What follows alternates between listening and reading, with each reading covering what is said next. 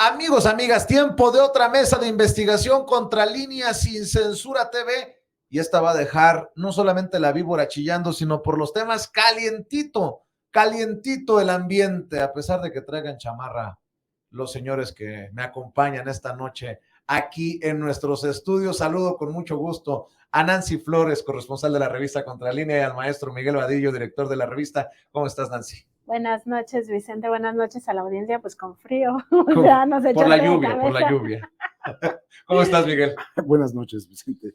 A ver, le entramos con un López Dóriga que es rápido para responderle al presidente Andrés Manuel López Obrador. Lo inició esto de la campaña, la guerra sucia que advierte el presidente en la mañanera. Beatriz Pajés, ¿cómo lo advertimos nosotros aquí en esta mesa Contralínea Sin Censura? Pero Joaquín López Dóriga ya va más allá y dice: lo hago responsable, presidente, de algo que me pueda pasar. La narrativa. Esto fue lo que dijo desde sus trincheras Joaquín López Dóriga, el más apapachado de los periodistas en el sexenio de Enrique Peña Nieto. Pero dice él que no es priista, no. Usted no sea mal pensado. 250 millones de pesos en los 6 años de la presidencia de Peña Nieto. Y ahora sale a responder así Joaquín López Dóriga. Presidente López Obrador, de lo que me pueda pasar, lo responsabilizo a usted. Esto es lo que escribí para este miércoles 26 de julio. El presidente López Obrador, alterado, disparó ayer desde su paredón mañanero.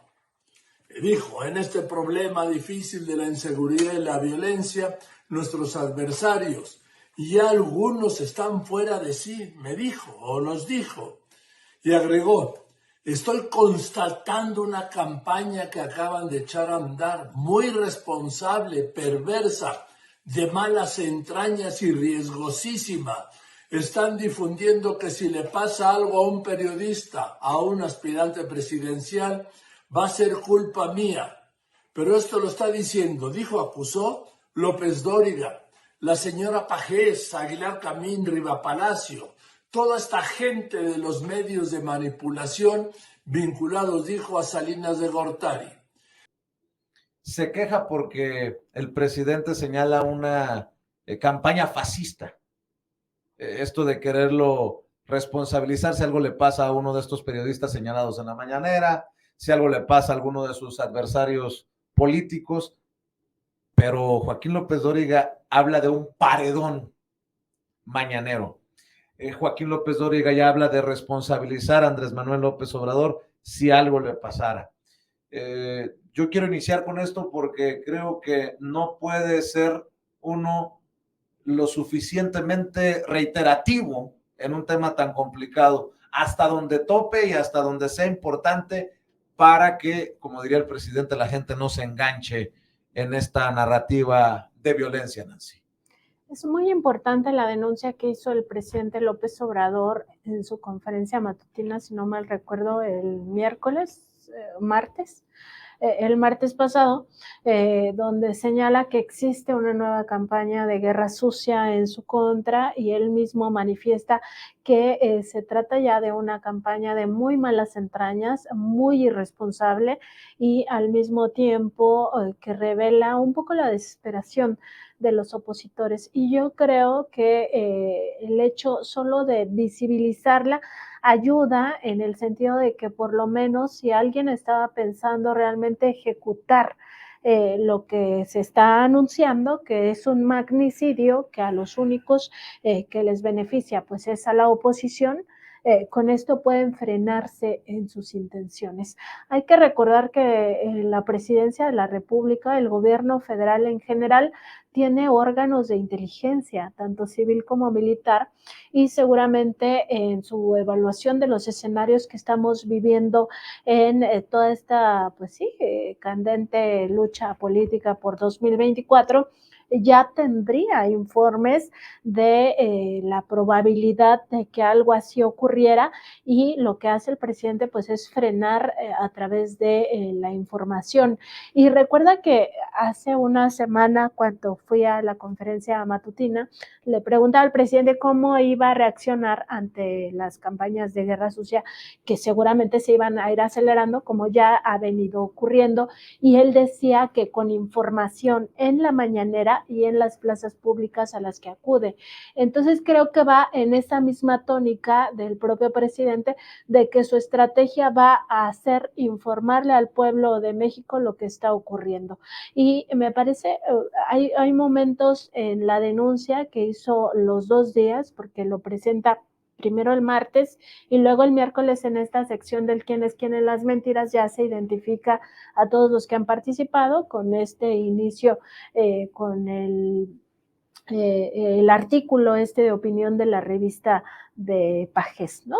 Entonces, los momentos que me parece fundamentales son, primero, identificar que existe la campaña y que es una campaña, yo creo, de las más sucias e irresponsables que se han lanzado en estos medios corporativos, que se iba a seguir acelerando, pero yo creo que ya no va a suceder. Vamos a ver hasta dónde llegan estas acusaciones, y después cuando el presidente dice, si alguien comete este tipo de atrocidades como son los magnicidios, ha sido la derecha, no solo en México, sino en el mundo. Y lo que le está diciendo al pueblo de México es, si esto ocurre, si este escenario se convierte en una realidad y se comete un magnicidio, específicamente con Xóchitl Gálvez, porque a ella es a la que se le ha mencionado en todas estas opiniones, comentarios, pues justamente sería de la derecha, porque la única rentabilidad que políticamente hablando que se obtendría es para la derecha.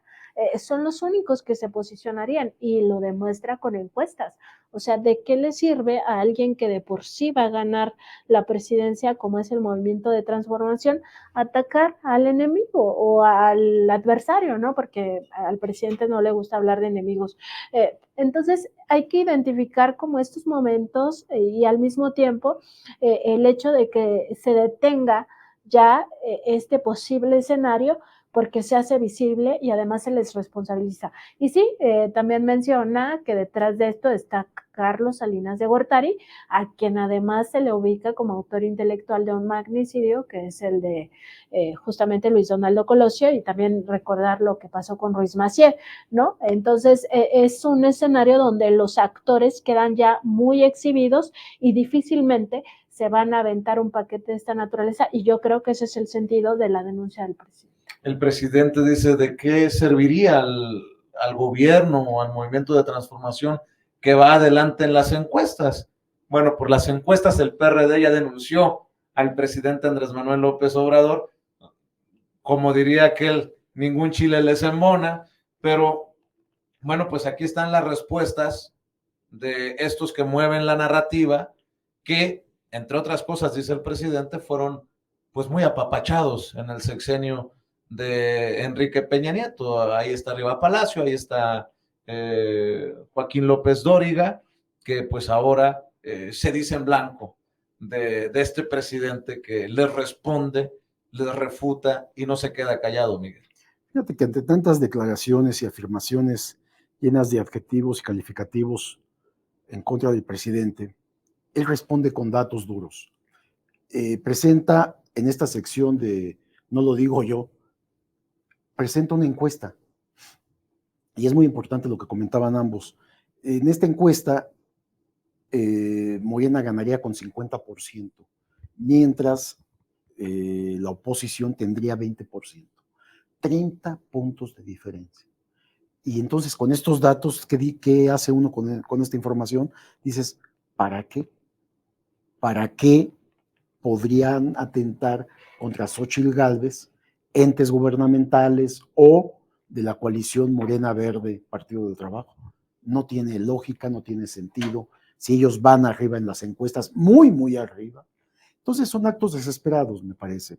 Son actos de tratar de poner en la mente de la población una narrativa de de violencia y de excesos y abusos, ¿no?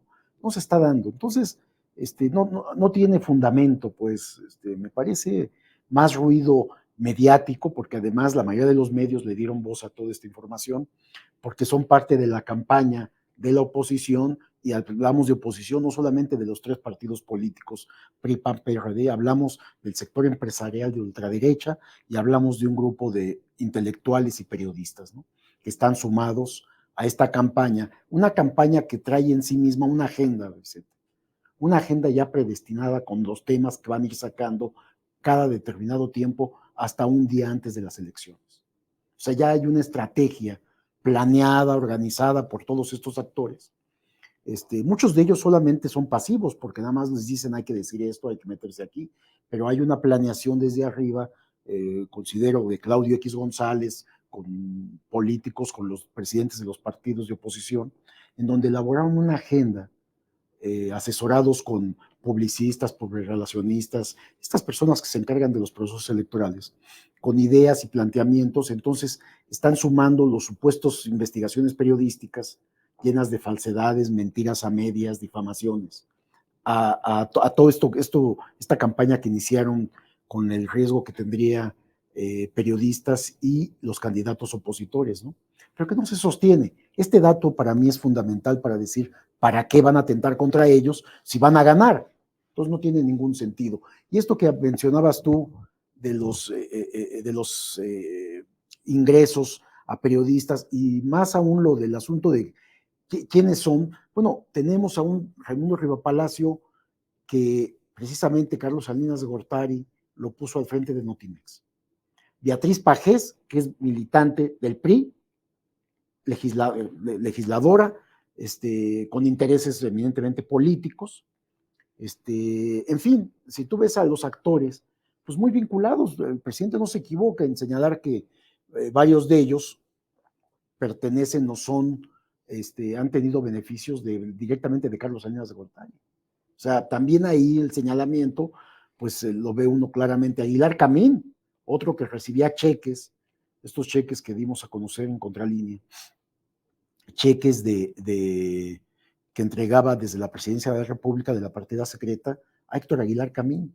O sea, ¿cómo pueden decir esto ellos 3 que no son priistas, ¿no?, si han recibido beneficios? Y fíjate que creo que le hace falta nombres a esta lista del presidente. Hace unos días no fue Ciro Gómez Leiva el que dijo, ¿qué falta, presidente? O algo así, un segundo atentado en mi contra, porque lo ha estado señalando el presidente Andrés Manuel López Obrador.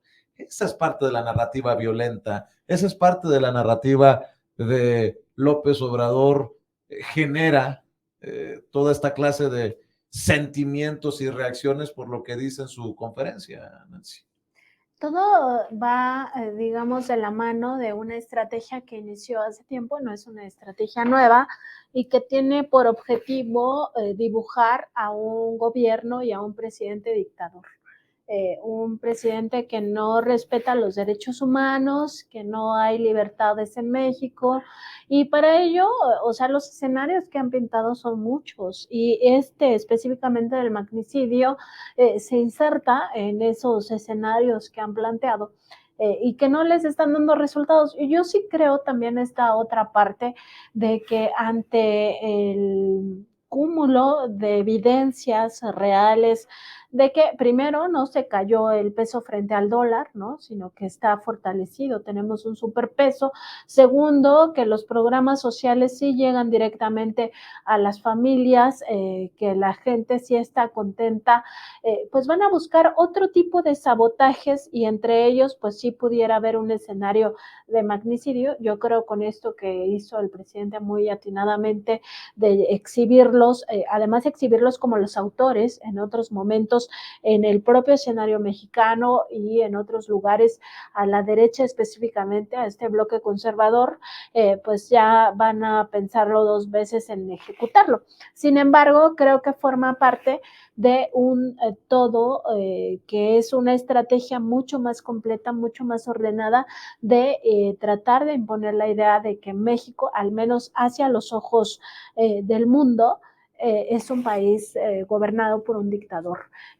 Hacia el interior yo creo que esto ya no les está funcionando, o sea, la gente ya no se compra el cuento de que no hay libertades, sobre todo si ves a esos mismos que gritan falta de libertad, diciéndole al presidente, entre otras cosas, desgraciado, y ya, algunas groserías, ¿no? El presidente mismo ha dicho que le recuerdan a cada rato a su mamá, ¿no?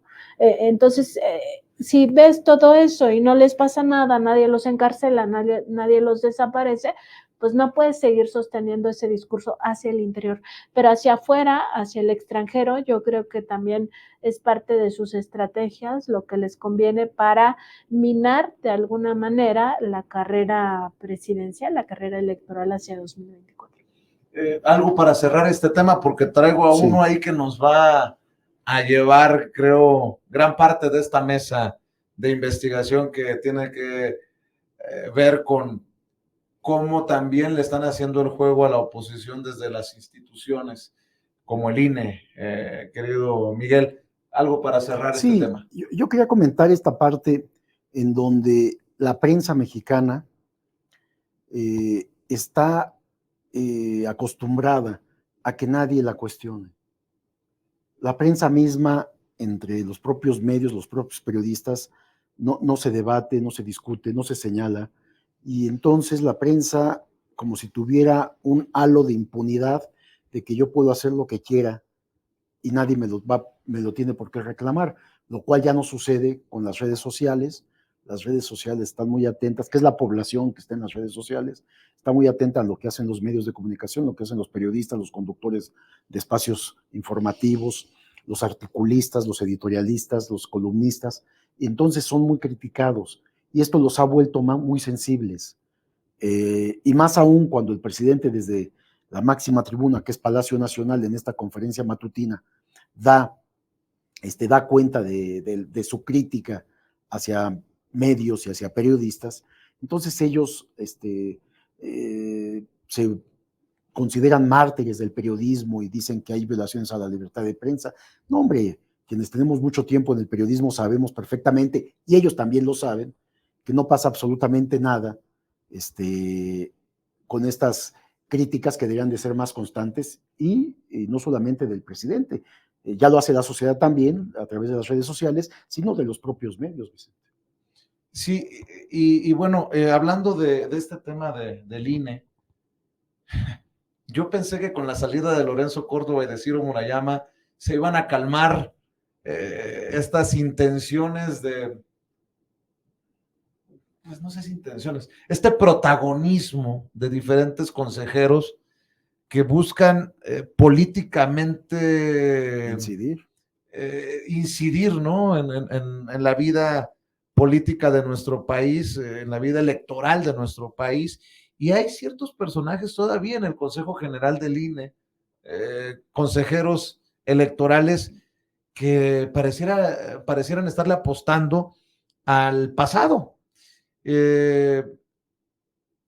Hay algunos consejeros y consejeras que le están dando por su lado a Xóchitl Gálvez y a Santiago Krill. Nada más les faltó ponerle nombre y apellido ahí en el Consejo General del INE para tomar la decisión que no tienen. Los señores y señoras de la oposición no tienen que pedir licencia o renunciar a sus cargos para buscar la presidencia, cuando desde la oposición, yo reitero, me sostengo, gritoneaban, ese Adán Augusto que deje la Secretaría de Gobernación si va a iniciar con estos recorridos, esa jefa de gobierno, la doctora Sheinbaum, que deje el gobierno de la Ciudad de México, Marcelo Ebrard como canciller, los legisladores.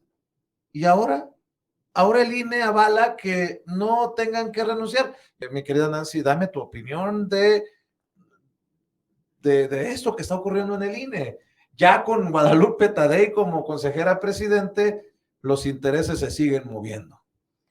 Sí, es que no basta, hay que recordar que solo cambiaron 4 consejeros y consejeras, no fue todo el Consejo General del INE, y no basta con este pequeño cambio a acabar con la estructura, porque es toda una estructura dentro de la normatividad electoral la que se mueve, porque no solo es el INE, también es el Tribunal Electoral del Poder Judicial de la Federación, que ha venido fallando sistemáticamente en contra de un modelo de nación, porque aquí ya debemos de hablar de esta disputa entre el modelo capitalista y el modelo del humanismo mexicano. Y la mayoría de los consejeros del INE continúa digamos, respondiendo a los intereses del grupo que estuvo enquistado en el poder por muchísimos años, por 36 años, más de 36 años, y que les permitía pues todos estos beneficios particulares a ellos mismos a costa del erario de la nación, porque también hay que decirlo, la resistencia a ganar menos que el presidente, a no tener estos lujos y dispendios a costa del erario de la nación, que es el dinero del pueblo, pues permanece.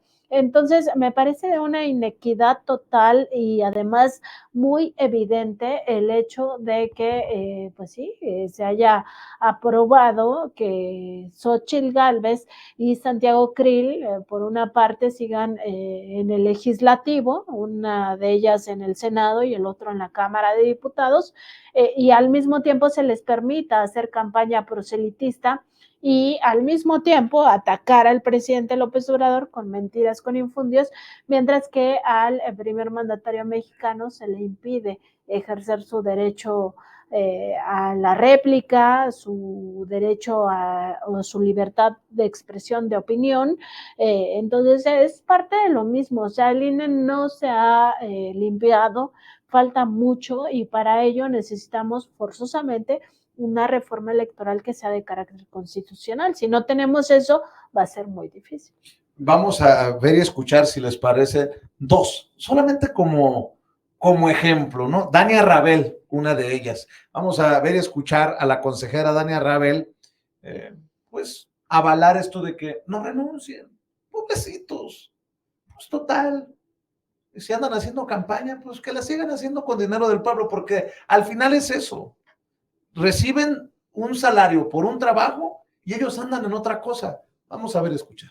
En concreto, yo pediría que se eliminara el segundo párrafo del artículo 18, que señala: a quienes sean además personas inscritas no se les serán aplicables las restricciones de participación establecidas para personas servidoras públicas, ya que me parece que lo que debe de prevalecer para cualquier persona servidora pública es lo que establece el primer párrafo de este artículo, que dice: las personas legisladoras federales pueden acudir a los eventos en días y horas hábiles, siempre y cuando no se distraigan de su participación en las actividades legislativas a su cargo.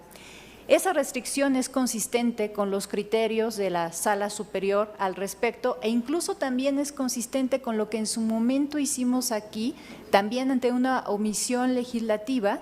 Bueno, es así, realmente una omisión legislativa, de tener reglas para la reelección. Ahí lo que hicimos fue establecer este tipo de criterios para las personas que tenían a lo mejor esta doble cachucha al mismo tiempo. Ahora, en este rubro lo que también es importante destacar es que no existe un fundamento legal que obliga a que las personas servidoras públicas se separen del cargo que ocupan para poder participar en estos procesos políticos, sobre todo porque la Sala Superior ha dicho con todas sus letras que es un proceso intrapartidista.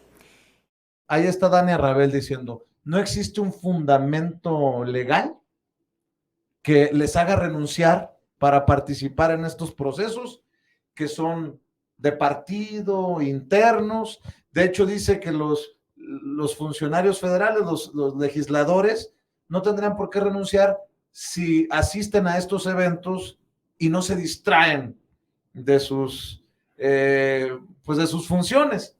Yo pregunto, ¿andará distraído o no en sus recorridos Santiago Krill o Xóchitl Gálvez? Y más aún, Miguel, yo veo una gran diferencia. Veo a las corcholatas, los aspirantes de PT Verde Morena, hablando de convertirse en coordinador o coordinadora de la defensa de la Cuarta Transformación. Los veo hablando de los logros de la Cuarta Transformación. Los veo de alguna manera respaldando al presidente Andrés Manuel López Obrador por ser del mismo partido. Pero del otro lado, los oigo hablar de la presidencia de la República, los oigo hablar de candidaturas, los oigo hablar de planes y propuestas. Enrique de la Madrid, Xóchitl Gálvez, Santiago, ¿qué le dices tú? A ver, no es lo mismo ni es igual, Miguel. Sí, mira, es lo mismo, Vicente. Los consejeros del INE, la mayoría de ellos, siguen pagando la cuota a los partidos de oposición que los designaron para tener un puesto como consejeros. Es decir, están comprometidos, tienen ese compromiso de haber sido designados por PRI, PAN, PRD para estar ahí, haber obtenido los votos por estos partidos políticos y les deben eso.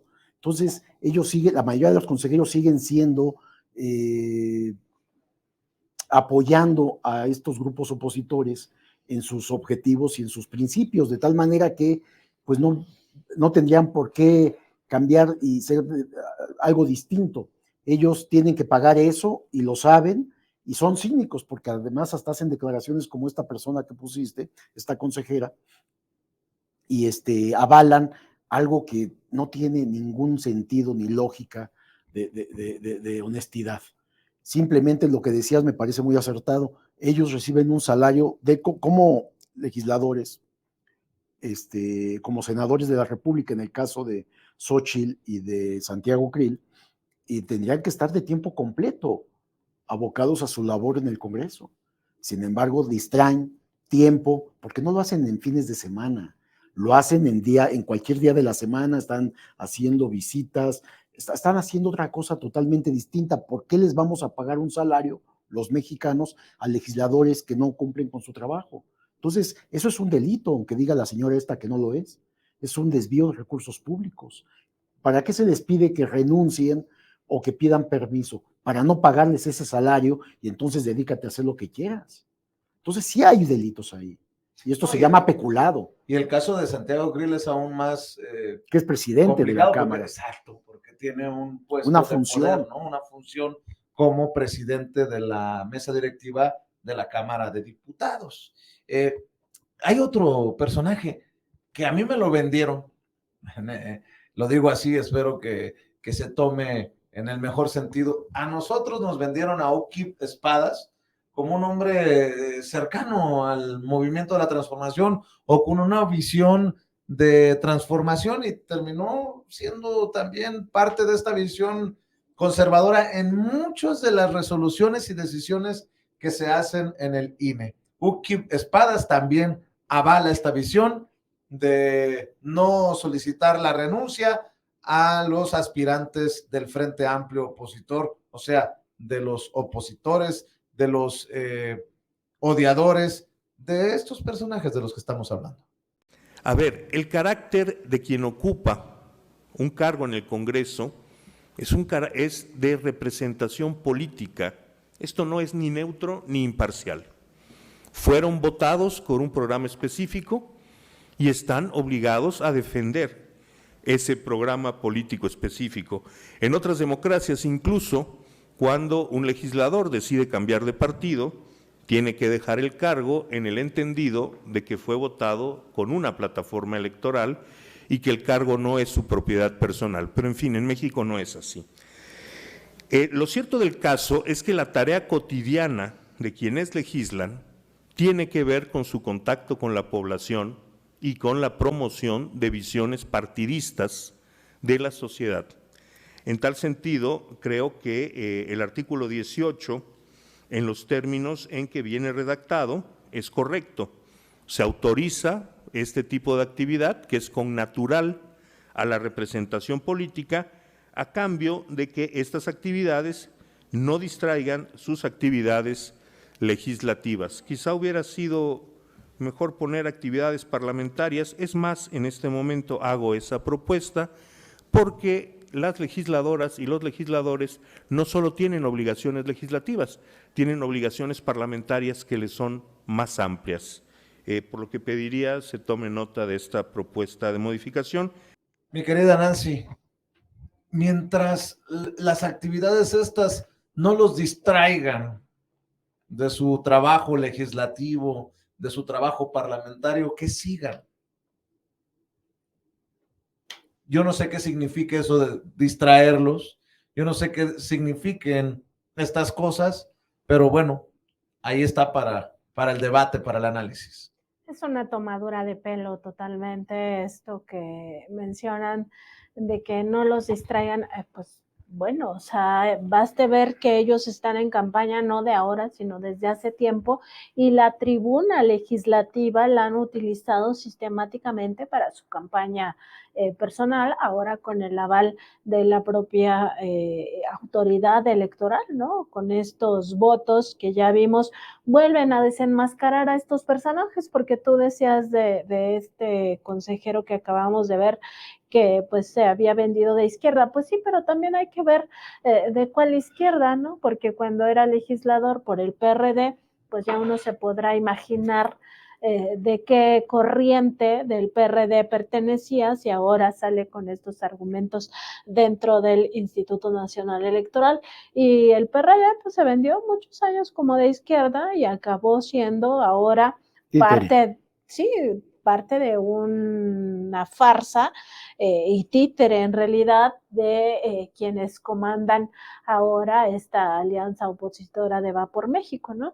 Entonces hay que tomar esto también como una experiencia que nos vuelve a mostrar quiénes son y de qué lado están, y que les vuelve a quitar la máscara a muchos de estos que tratan pues de hacer parecer que están con el pueblo de México y acaban siempre traicionando al pueblo de México. Otro tema que creo que es muy importante porque desde la oposición ni lo van a reconocer, no van a dar el crédito y van a seguir pintando el país totalmente en caos. Estos reportes, las encuestas nacionales del INEGI, en términos de ingresos y gastos de los hogares y de seguridad. El INEGI dice que en 2022 el promedio del ingreso corriente trimestral por hogar fue de 63,695 pesos, un aumento del 11% respecto a 2020, 4,6% con relación a 2018 y 0,2% respecto a 2016. La principal fuente fue el trabajo, que para 2022 representó el 65,7%. El ingreso promedio trimestral monetario de los hombres fue de 29,285 pesos y el de las mujeres, hay que decirlo, todavía hay una brecha muy importante, fue de 19,081. Una brecha en total de 10,204 pesos, insisto, al trimestre en 2022. En 2022 los hogares han visto pues una mejoría, podría ir por el camino que ha estado señalando el presidente Andrés Manuel López Obrador en términos de la pobreza, de los ingresos, de los hogares, esto que menciona en su encuesta nacional el INEGI, mi querido Miguel. Sí, mira, yo veía a un presidente cuando dio este anuncio muy contento por estos resultados. ¿Por qué? Esto podría también entrar en la sección de yo no lo digo yo, porque lo dice el INEGI. El INEGI es un órgano autónomo. Claro. Además que no ha comulgado sus directivos, ¿no?, con las políticas públicas del actual gobierno. Pero es importante porque el INEGI, además, fue en medio de todas este mar de especulaciones, de mentiras, de medias verdades, de difamaciones que hay en este momento, el INEGI da cifras duras, Vicente, basadas en datos, en estadísticas, en encuestas. Y estos datos te revelan que está mejorando la situación económica del país y, en consecuencia, mejorando la situación de las familias mexicanas, de las más pobres, pero también de los más ricos, Vicente. O sea, aquí no podemos plantear que ya la desigualdad se está acabando. No, no, no. Lo que se ha hecho en este gobierno es plantar las bases para una mejora a futuro. Tiene que seguirse haciendo mucho. Se veía que hay más empleo, que se ha mejorado el salario, todos los programas sociales, que es distribuir parte del presupuesto público mediante becas, pensiones, apoyos a los más desprotegidos. Y eso es muy importante, me parece.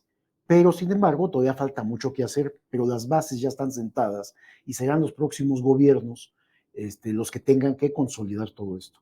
Sin embargo, es para festejar que ya no se tiene el mismo panorama con el que veníamos de gobiernos priistas y panistas, que cada vez la brecha entre ricos y pobres era muy, muy, muy grande.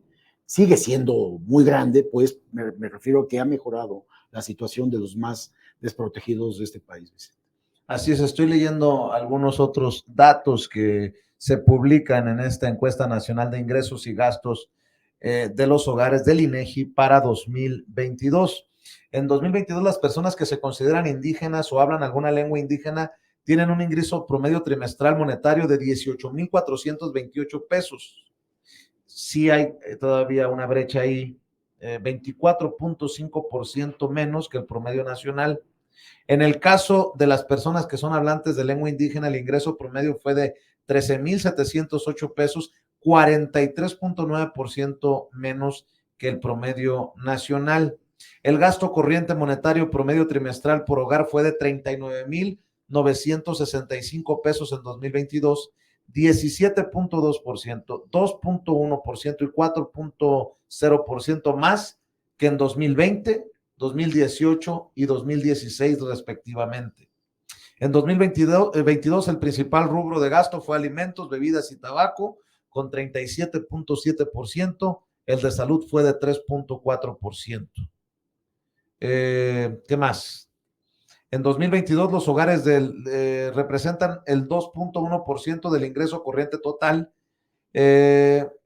Y bueno, ya decíamos que en 2022 el promedio del ingreso corriente trimestral por hogar fue de 63,695 pesos, un aumento del 11% respecto a 2020, 4,6% con relación a 2018 y 0,2% respecto a 2016. En otro reporte del INEGI, que también es importante revisar, Nancy, se habla de los homicidios de enero a diciembre de 2022. De enero a diciembre de 2022 en México se registraron de manera preliminar 32,223 homicidios a nivel nacional. La tasa fue de 25 homicidios por cada 100,000 habitantes. Y con esto podemos decir que las estadísticas preliminares revelan que de enero a diciembre de 2022, insisto, se registraron 32,223 homicidios en México, es decir, una razón de 25 homicidios por cada 100,000 habitantes a nivel nacional. La tasa es menor a la registrada para el mismo periodo de 2021, que fue de 28. Poquito a poquito. El propio presidente ha dicho, todavía las cosas no están como quisiéramos, pero los números indican que vamos en la dirección correcta. Y el INEGI, que como dice Miguel Vadillo, es una institución, un organismo independiente que ha tenido sus diferencias con el presidente Andrés Manuel López Obrador, así lo consigna con sus estadísticas. Son datos duros muy importantes que confluyen en una misma semana, pero que se deberían de analizar de forma separada y después ya en conjunto. Primero porque hay una apuesta muy importante de este gobierno a restituirle al pueblo lo robado. O sea, esto que vemos a veces cuando pasamos por Insurgentes y vemos esta dependencia, ¿no? El Instituto para devolverle al pueblo lo robado, a veces pensamos, ¿qué pensarán los extranjeros que caminan por acá, ¿no? Que tengan una institución con este nombre. Pero para los mexicanos tiene mucho sentido por todo el saqueo que hemos vivido. Entonces, en la primera encuesta a la que hacías referencia, que es la de más reciente difusión, que recién fue ayer cuando el INEGI lo dio a conocer, pues nos habla de que los programas sociales, a diferencia de lo que ocurría en gobiernos pasados, sí ya están llegando de forma directa a los hogares y eso tiene un impacto positivo. Si bien las brechas de desigualdad son profundas, son tan amplias que va a ser muy difícil, pues sí, acercar a una persona que vive en la Sierra Tarahumara sin una propiedad, que de hecho habita en una cueva, con Carlos Slim, ¿no? Ese es el tamaño de la brecha que enfrentamos entre ricos y pobres en los dos extremos, ¿no? En el extremo de la pobreza que raya en la miseria y de la opulencia que pues coloca a este magnate entre los más ricos del mundo. Pero se está haciendo un poco de justicia porque a la mayoría de los hogares en situación de miseria, si no es que ya casi a todos, se les está distribuyendo parte de la riqueza que se construye entre todas y todos, que es justamente la que viene de los impuestos. Y en el otro tema que tiene que ver con la seguridad pública, me parece que también son datos duros que nos revelan que la estrategia de abrazos no balazos, que no significa no hacer nada, sino más bien empezar a combatir las causas que originan la violencia y entre ellas está la falta de oportunidades, también está rindiendo frutos y esto que se nos ha venido insistiendo todo el tiempo en las campañas sucias de guerras mediáticas, de que estamos peor que nunca, que el escenario es mucho más terrible. En realidad son ya bastante contradictorias respecto de los datos duros, es decir, de lo que en verdad está pasando, porque los homicidios pues no se pueden ocultar, o sea, están ahí los muertos y no, o sea, no es como quizá el secuestro, ¿no? Que haya una cifra negra. En este caso, me parece que también los programas sociales, la visión del estado de bienestar impacta directamente en la pacificación del país. Entonces, creo que son resultados importantes que hay que verlos de forma disgregada, pero al mismo tiempo integral, porque todo redunda en la visión de modelo país que se tiene. Acabo de recibir, le estaba pidiendo a Mario Toledo, nuestro jefe de información, esta nota que desde temprano la movíamos, ¿no? No es poca cosa, dice el presidente. Esa es la visión de Andrés Manuel López Obrador y siempre la ha mencionado. Al destacar esto de la pobreza y la desigualdad que reportó el INEGI, el presidente Andrés Manuel López Obrador se dijo lleno de orgullo y satisfacción en la mañanera porque el promedio del ingreso corriente trimestral por hogar fue de 63,695 pesos en México durante el 2022, lo que representa un aumento del 11% en comparación con 2020. El dato, aseguró, es resultado de la política económica que implementó su gobierno desde 2018, donde se prioriza a las personas en situación de pobreza. Destacó los principales resultados que arrojó la encuesta nacional de ingresos y gastos de los hogares 2022, elaborada por el Instituto Nacional de Estadística y Geografía cada 2 años para conocer el bienestar y desarrollo de las personas, los cuales guardan una estrecha relación con la economía de sus hogares. Y cito, ya comprende un periodo importante, estamos hablando de casi 4 años de nuestro gobierno, pasando por la pandemia. Entonces ya podemos comparar con estos resultados que está funcionando nuestra estrategia de atender a todos, de escuchar a todos, pero de darle preferencia a los pobres porque hemos logrado reducir la pobreza en el tiempo que llevamos en el gobierno y eso no es poca cosa, destacó. Pues por ahí va la bola, decía mi nana, que en paz descanse, es determinar si funciona o no eso de primero los pobres. Y de acuerdo a los números, sí. O al menos vamos en el camino correcto, Miguel. Sí, que es lo que comentaba, se han sentado las bases ya. Estamos terminando el 5º año de gobierno, falta un año de este sexenio, pero van a tener que ser muchos gobiernos más, Vicente, para que esta desigualdad que ha existido durante décadas, siglos, empiece a cambiar y empiece a mejorar la situación de la mayoría de la población. Sin embargo, se han puesto las bases, los cimientos, y todo va en ese camino. Claro, todo puede pasar, sin embargo, no se ve que la población esté dispuesta a permitir que la oposición de derecha asuma el poder, como ha ido creciendo, por ejemplo, en otros destinos de Europa, ¿no? En otros países europeos. Acá no.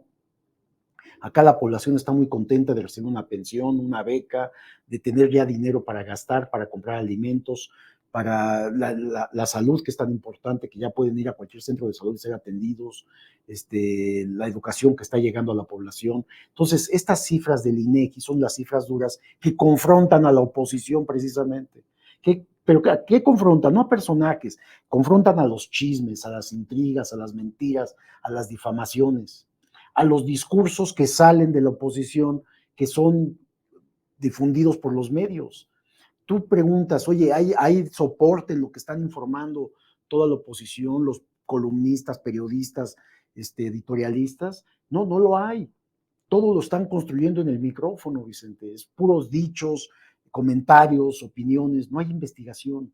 La prensa está dejando mucho a deber con el trabajo que realiza, ¿no? O sea, están basados en las mentiras, en las difamaciones, y no están haciendo trabajo de investigación.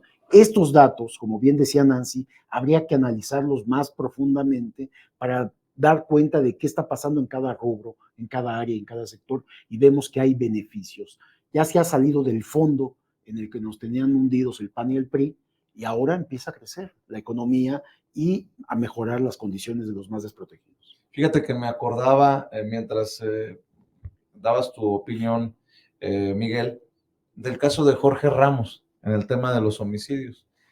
Casi monotemático el conductor de noticieros de Univisión, que viene de vez en cuando a la mañanera, que por cierto le dan un trato preferencial, no es envidia, es por mencionarlo, porque cada vez que viene de tiro por viaje le dan la preferencia y se confronta en ocasiones con el presidente. En la última confrontación que tuvo ahí, él insistía en que México con López Obrador tiene más muertos que con otros gobiernos, que está peor.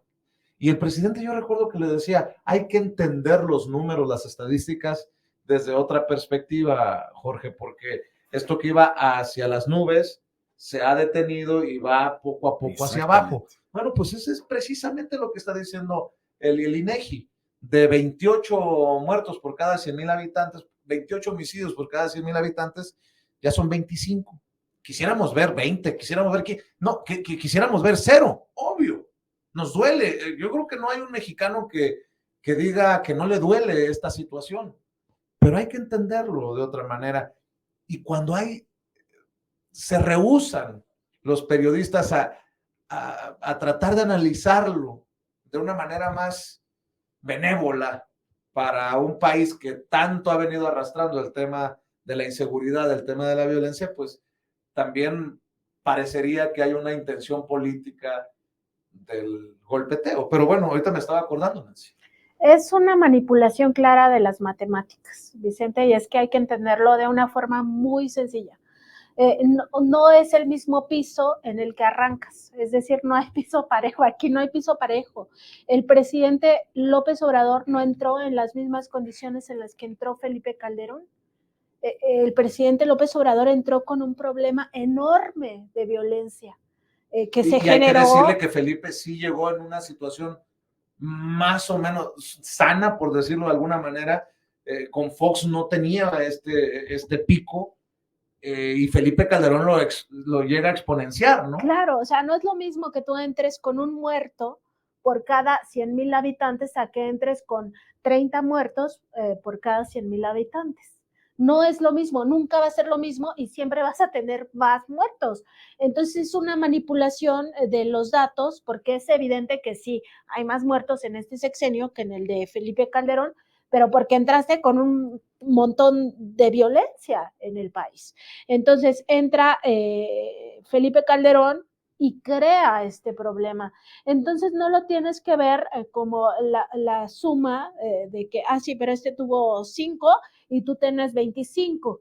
No, hay que verlo, por eso se dice, revisa digamos, la línea de las estadísticas, la tendencia de las estadísticas, para darte cuenta que el mérito de estos 5 años, 4 años y medio, ha sido que esa tendencia no siga a la alza y que al contrario empiece a caer. Ese es el gran mérito, porque no puedes decir, que empezaste igual, porque nunca empezaste igual.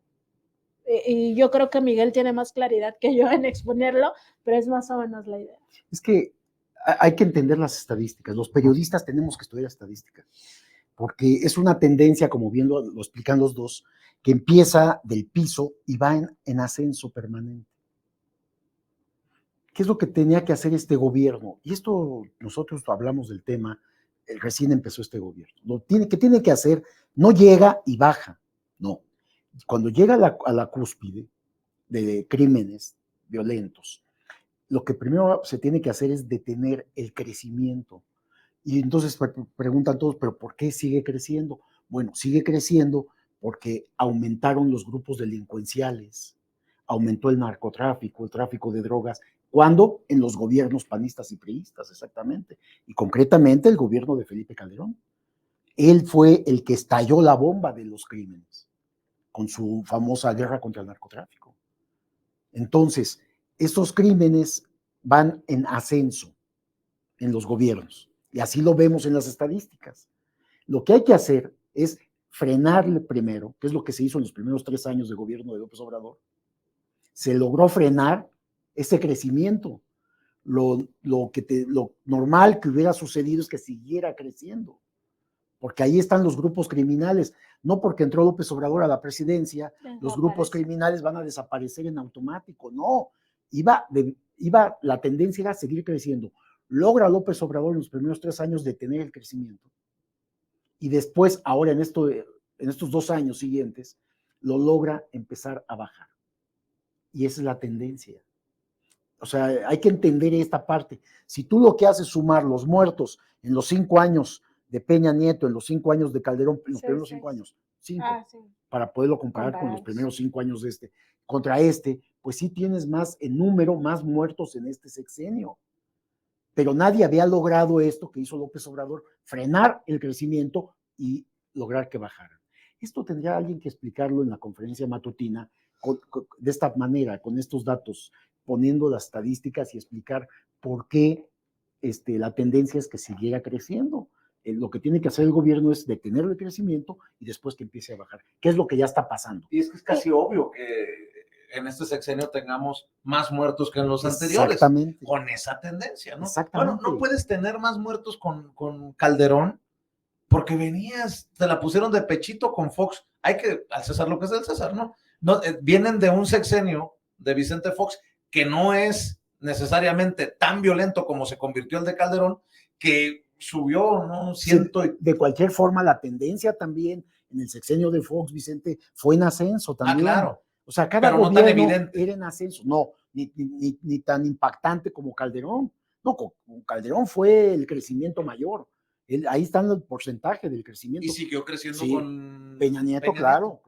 Pero además hay que entender que no son las mismas condiciones, porque con Calderón estalla, también florece, no solo estalla la violencia, sino florece el narcotráfico. Pues esto grupos, que dice Miguel, es exacto, empiezan a haber muchísimos grupos y de ellos unos muy violentos como los Zetas. Esas condiciones ya vienen muy aceleradas cuando el presidente López Obrador entra. Entonces no puedes comparar así, sumar los números como si no tuvieran una explicación sociológica. Suma. Exacto. No, es que todo tiene una explicación y no lo puedes comparar como si fuera el mismo piso parejo. No es el mismo piso parejo. O sea, entra en condiciones muy difíciles y de ahí la importancia de comprender cómo esta estrategia sí está dando resultados, porque ya hay una tendencia hacia la baja que era muy difícil. De hecho, yo creo que la mayoría que más o menos le entendemos, pensamos que eso no iba a ser posible. O sea, yo de verdad tenía una idea de que la tendencia iba a seguir siendo al alza. ¿Por qué? Porque no tienes una vara mágica. ¿Por qué? Porque además, ahí están los grupos criminales. Exactamente, o sea, los grupos criminales están ahí y no ibas a llegar a masacrarlos para, digamos, combatir rápidamente el problema, ¿no? Y espérense que la narrativa, no quiero dar ideas a la oposición, pero que salgan a decir, pues es que como hay pacto entre el gobierno y los, no, ya lo ha dicho, los del crimen organizado, por eso bajaron. Ya lo han sí, dicho. sí, lo han dicho hasta Ya el lo han cansancio, dicho, pero el pues. pacto que realmente del que deberíamos de estar hablando todos los días es el de Genaro García Luna con el cártel de Sinaloa. Ese es el gran pacto y ahí lo que hubo fue exactamente lo contrario, una violencia exacerbada Provocada desde el poder, la presidencia de la República. y fortalecidos los cárteles del narcotráfico, porque tampoco se nos debe de olvidar que en ese sexenio se desplazó a los cárteles colombianos como la principal o las principales mafias que distribuían droga en el mundo y ahora son los mexicanos. Una pregunta para cerrar, y no es broma, ¿eh? Para que no vayan a pensar que me estoy tratando de bromear. No, no, no. ¿Qué hacemos con lo que ocurrió en el Congreso de Estados Unidos, esto de los extraterrestres? Es en serio, es que son declaraciones bajo juramento en una audiencia del Congreso de Estados Unidos y ahora resulta que Maussan siempre tuvo la razón. No, yo no. No te rías, Nancy, pero, no es chiste, no. ¿Qué hacemos los medios? Yo no diría de Maussan, Pedro Ferriz, Santa Cruz, que fue el primero que siempre sostuvo esta tesis y me parece que no se equivocó, Vicente, esto es real. Un mundo nos vigila, pero además, este señor, que además era de esta familia, era el hombre serio, el hombre serio, planteó un panorama real, un panorama que se está descubriendo ahora, que ya se sabe, etcétera. Sí, es cierto, Vicente, pues es cierto. No podemos pensar que somos los únicos que están ahora en los universos, porque ya se descubrió que hay más universos. Oye, ahora sí que vamos a tener que abrir un segmento de ovnis y extraterrestres. No, es la verdad. O un mundo nos vigila parte 2, Vicente. Pues nada más, revisar, pues sí, sería de nuestra parte muy ambicioso decir que somos los únicos seres inteligentes en los universos o las galaxias y que la verdad, pues tampoco tenemos la gran tecnología para revisar todo lo que existe. ¿Sabes por qué lo pregunté? Porque vi a todos los medios de Estados Unidos en esa nota, ¿no? Y acaparó las redes. Maussan se hizo tendencia sin haber abierto la boca. No, fue una cosa muy interesante para el análisis también editorial, ¿no?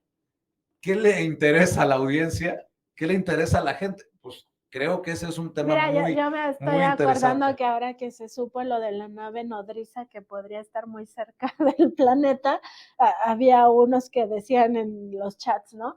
Pues ya díganme si va a llegar la nave nodriza o si pago mi deuda en tal tienda, ¿no? Hagamos los pagos en Electra. Pero ¿a poco no está para un debate interesante editorial, no? Pero, ¿Qué tanta cobertura le das? Lo estamos bromeando, pero a mí sí me interesa, es un tema que me interesa, es un tema saber que hay más, hay otras formas de vida en otros lados, ¿no? O sea, qué interesante. Y que acá, supuestamente, de acuerdo con esto que estabas comentando de la información que se tiene, las declaraciones estas que hicieron en el Congreso, de que están diciendo que ya Estados Unidos sí tiene artefactos, y no sé si hasta seres, que o se estrellaron o algo pasó, pero que los tienen bajo protección y muy guardados. O sea, pues hay que decir todo, ¿no? Hay que buscar la verdad. Pues sí es un tema interesante, o sea, por eso la sociedad está interesada, está buscando la información en todos los medios. Me parece que está bien también. Interesante porque nada más que quede claro, las declaraciones no fueron de loquitos por ahí, son exmilitares y juramentaron, o sea, no es poca cosa lo que ocurrió en el Congreso. Pero les preguntaba a ellos porque nos tocará en algún momento a los medios de comunicación definir editorialmente qué tanta cobertura, qué y qué no es noticia en este sentido. Mi querida Nancy, mi querido Miguel, como siempre es un deleite. ¿Por qué no cerramos con la invitación para que también los reptilianos estén al tanto de... Ándale, para que todos estén al pendiente de lo que ustedes publican? Me imagino que también hay reacciones de la UNAM. ¿Ya hay reacciones por la portada? Nada. ¿Nada? Hasta ahora nada. La UNAM en silencio. por la portada de la más reciente edición de la revista Contralínea, que lleva precisamente un tema de la UNAM, y estamos siguiendo lo que van a publicar en esta siguiente edición. Nancy, las invitaciones de todos los días. Sí, les invitamos a revisar nuestra página www.contralinea.com.mx. También estamos en Facebook, Twitter, Instagram, YouTube y TikTok como Contralínea, en Spotify, iVoox y Apple Podcast como Contralínea Audio, y siempre pues un gusto compartir también aquí en Sin Censura esta mesa. Y nada más decir que sí sería nota, Vicente, si nos vienen a visitar los extraterrestres, por supuesto que sería una gran nota. Y lo que nos toca, Vicente, es investigar a los periodistas. Sí.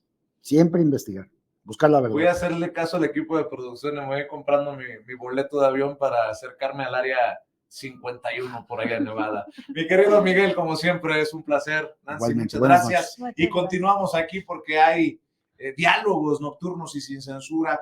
Hay que pedirle que no se conforme solamente con vernos en vivo y en directo. Comparta con familiares, amigos, contactos a través de WhatsApp, de Facebook, de Twitter, por donde usted quiera este contenido, estas entrevistas, estas mesas de investigación Contralínea Sin Censura, para que lleguen a más personas, porque con ustedes todo, sin ustedes nada. Todos somos Sin Censura.